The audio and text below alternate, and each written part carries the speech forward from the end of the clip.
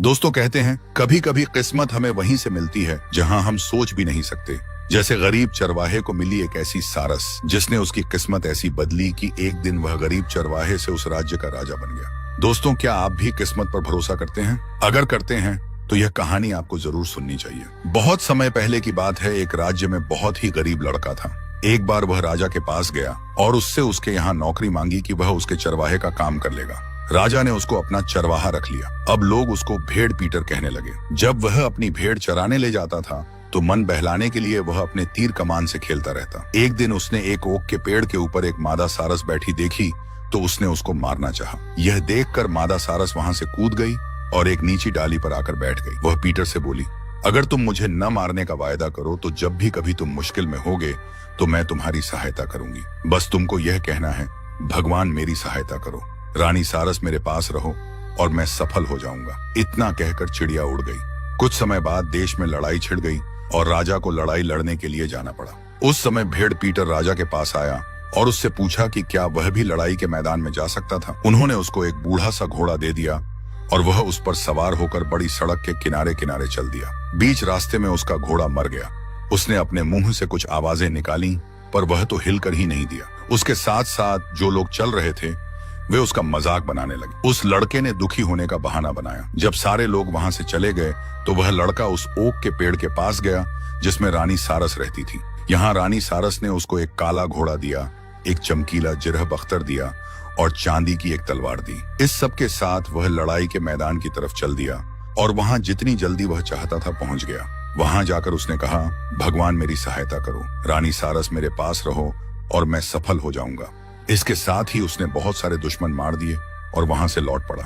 राजा को लगा कि शायद कोई देवदूत उसकी सहायता के लिए आ गया होगा। वह उसके दुश्मन से लड़कर उसे जिता गया, पर वह नौजवान तो तुरंत ही ओक के पेड़ के पास लौट आया। उसने तुरंत ही अपना जिरह बख्तर उतारा और दलदल की तरफ चला गया और फिर से घोड़े के सामने अपने मुंह से आवाज निकालने लगा। जब लोग उधर से वापस जा रहे थे तो वे उसके ऊपर हंसकर बोले, आज तुम हम लोगों के साथ नहीं थे। तुमने वह दृश्य नहीं देखा जब हमारे बीच एक देवदूत आया और हमारे सारे दुश्मनों को मारकर चला गया। यह सुनकर नौजवान ने बहाना किया कि वह उस दृश्य को न देख पाने के लिए बहुत ही दुखी था। अगले दिन राजा को फिर से लड़ाई के मैदान में जाना पड़ा तो भेड़ पीटर फिर से उसके पास आया और फिर से उसके साथ लड़ाई पर जाने की विनती की। उसको फिर से एक बूढ़ा घोड़ा दे दिया गया। वह उस घोड़े पर सवार होकर उसको सड़क के पास वाली दलदल की तरफ ले गया। वहां जाकर वह उस पर सवार होकर अपने मुंह से आवाज निकालकर चलाने लगा, पर वह चलकर ही न दे और लोग जो उसके पास से होकर गुजर रहे थे उसकी हालत पर हंसने लगे। उसने भी दुखी होने का बहाना किया। जब सब लोग उधर से चले गए तो वह फिर से उसी ओक के पेड़ के पास गया जिसमें वह मादा सारस रहती थी। इस बार उसको एक सफेद घोड़ा मिला, चांदी का चमचमाता हुआ जिरह बख्तर मिला और सोने की एक तलवार मिली। इस तरह वह लड़ाई के लिए तैयार होकर लड़ाई के मैदान में चला। जब वह लड़ाई के मैदान में पहुंचा तो वहां जाकर वह बोला, भगवान मेरी सहायता करो, रानी सारस, और मैं सफल हो जाऊंगा। यह सब तो उसने कहा पर वह यह कहना भूल गया, वह मेरे पास रहो।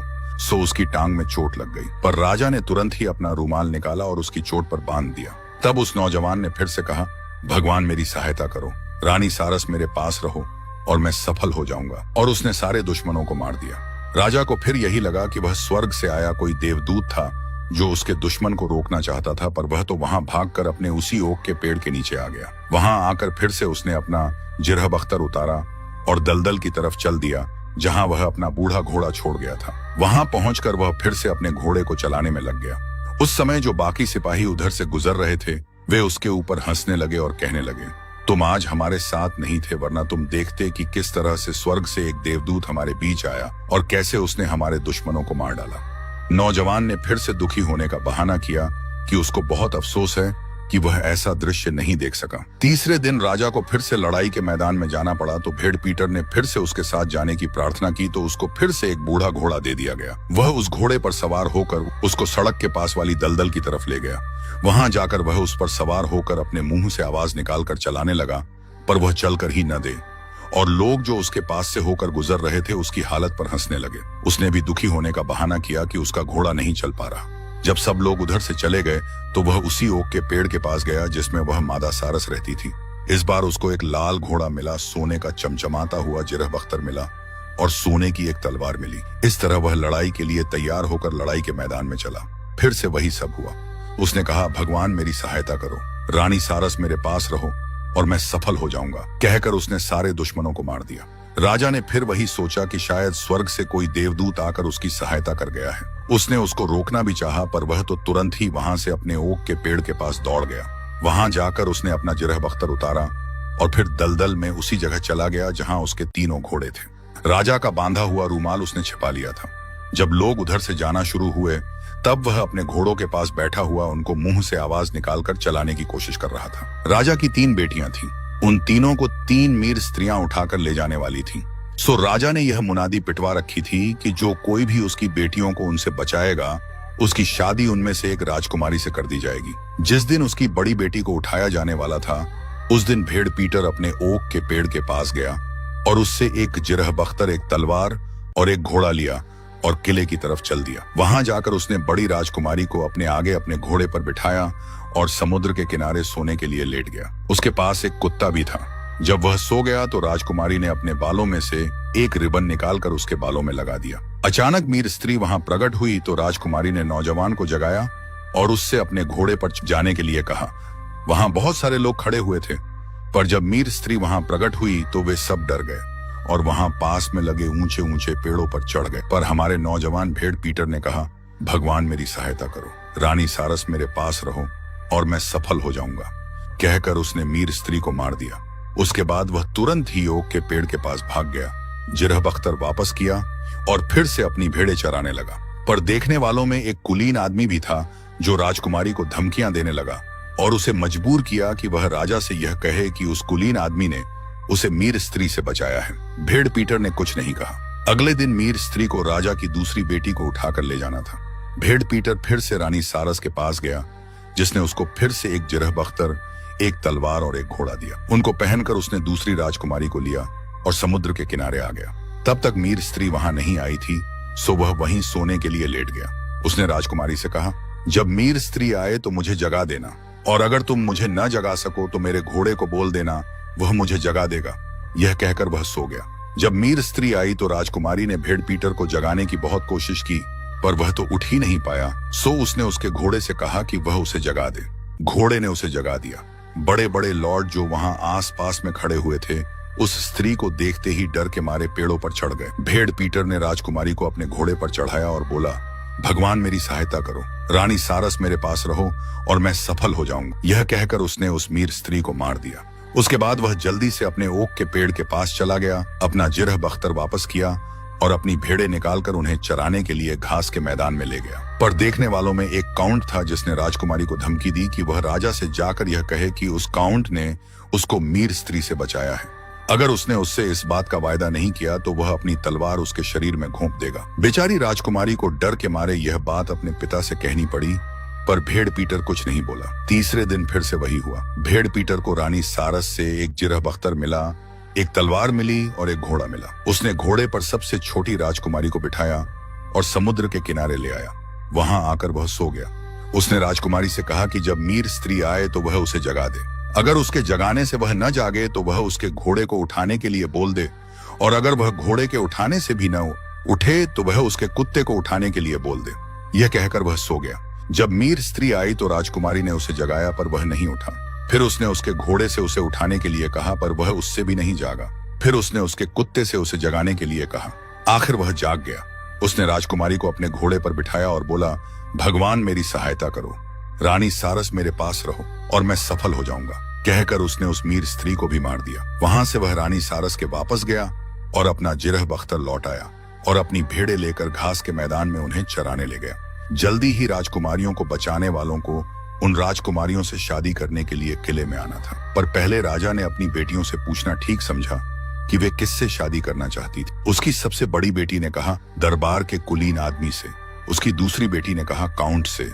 पर तीसरी ने कहा, भेड़ पीटर से। यह सुनकर राजा अपनी तीसरी बेटी से बहुत नाराज हुआ, क्योंकि एक पल के लिए तो वह यह विश्वास ही नहीं कर सका कि उसकी बेटी को मीर स्त्री से भेड़ पीटर ने छुड़ाया है। पर राजकुमारी ने उससे कहा कि अगर वह शादी करेगी तो उसी से, किसी और से नहीं। तब राजा ने कुलीन आदमी और काउंट को एक एक सोने का सेब दिया, पर भेड़ पीटर को कुछ नहीं दिया। अब उन तीनों को 3 दिन की निशानेबाजी का एक मुकाबला जीतना था। इससे राजा यह देखना चाहता था कि उन तीनों में से किसका निशाना सबसे अच्छा था। राजा को यह पूरा विश्वास था कि इस मुकाबले में लोग भेड़ पीटर पर जरूर ही हंसेंगे, क्योंकि वह अपने साथियों से बहुत पीछे रह जाएगा। पर भेड़ पीटर तो बहुत अच्छा निकला। उसने उन सारे निशानों पर बहुत अच्छे से निशाना लगाया जिन पर भी उसने निशाना साधा। पहले दिन ही उसने बहुत सारे निशाने लगा लिए, जबकि दूसरों ने बहुत ही कम निशाने लगाए। उसने जितने भी शिकार मारे थे, उसके दोनों साथियों ने वे सब शिकार उससे एक सेब देकर खरीद लिए। वे सब उन्होंने राजा के सामने पेश किए। ऐसा ही दूसरे दिन भी हुआ। दूसरे दिन भी उन्होंने उससे उसके मारे हुए शिकार एक और सोने का सेब देकर खरीद ली। पर जब पहले और दूसरे दिन भेड़ पीटर शाम को घर आया तो अपने घर में उसने केवल एक कौवा ही लटका हुआ पाया। वह जब उसने राजा को ला कर दिया तो राजा ने उसका कौवा जमीन पर फेंक दिया और कहा, ऐसे कौए तो मेरे पास थैला भरकर हैं। तीसरे दिन भी उसने जितने शिकारों पर निशाना साधा उतने ही शिकार मारे, पर दूसरों ने एक भी शिकार नहीं मारा। तो भेड़ पीटर ने उनसे वायदा किया कि वह उनको वे सब शिकार दे देगा जो उसने मारे हैं, अगर वे उसको अपनी गर्दनों पर वह लिखने देंगे जो वह चाहेगा। वे इस बात पर राजी हो गए। सो उसने उन दोनों की गर्दनों पर लिखा, गधा और चोर। उसके बाद वे तीनों घर चले गए। इस तरह पीटर के पास उस दिन भी एक कौए के सिवा कुछ और नहीं था दिखाने के लिए। तीनों उस रात एक ही कमरे में सोए। जब वे सुबह उठ गए तो राजा उनसे मिलने आया तो उसने उन सबको सुबह की सुप्रभात की और पूछा कि वे लोग कैसे थे। उसको यह देखकर बड़ा आश्चर्य हुआ कि भेड़ पीटर उनके साथ था। तब भेड़ पीटर ने कहा, मैं लड़ाई में गया और मैंने सारे दुश्मनों को मारा। राजा बोला, ऐसा क्या? नहीं नहीं, तुमने यह नहीं किया। वह तो स्वर्ग का एक देवदूत था, क्योंकि उस समय तुम तो दलदल में बैठे हुए थे। इस पर भेड़ पीटर ने राजा का अपनी टांग पर बंधा हुआ रूमाल निकालकर उसे दिखाया। तब कहीं जाकर राजा ने उसको पहचाना। इसके बाद उसने राजा से यह भी कहा कि उसी ने तीनों राजकुमारियों को मीर स्त्री से छुड़ाया है। राजा को इस बात पर भी विश्वास नहीं हुआ, बल्कि वह हंस पड़ा। तब सबसे छोटी राजकुमारी आई और उसने राजा को सारी बातें खोलकर बताईं। उसके बाद भेड़ पीटर ने दोनों बड़ी राजकुमारियों ने जो उसके बालों में अपने अपने रिबन बांध दिए थे वे दिखाए। तब राजा को विश्वास करना पड़ा कि यह भी सच था। उसके बाद भेड़ पीटर बोला कि सारे शिकार मैंने ही किए थे, पर राजा फिर से उसका विश्वास नहीं कर रहा था। वह बोला, पर फिर तुम सिवाय एक कौए के कुछ और क्यों नहीं लाए? तब भेड़ पीटर ने उसको सोने के सेब पेश किए और बोला, यह सेब मुझे अपने शिकारों के बदले में पहले दिन मिला था, और यह दूसरा सेब दूसरे दिन के लिए, और तीसरे दिन के लिए तुम्हें क्या मिला? तब उस चरवाहे ने राजा को वह दिखाया जो उसने उन दोनों आदमियों की गर्दन पर लिख दिया था, गधा और चोर। जब राजा ने वह देखा तब उसको विश्वास आया। उसने अपनी सबसे छोटी बेटी की शादी भेड़ पीटर से कर दी और उसको आधा राज्य दे दिया। राजा के मरने के बाद उसको सारा राज्य मिल गया, जबकि दूसरे दोनों उम्मीदवारों को अपनी बदमाशी के लिए बहुत मुसीबतें उठानी पड़ी।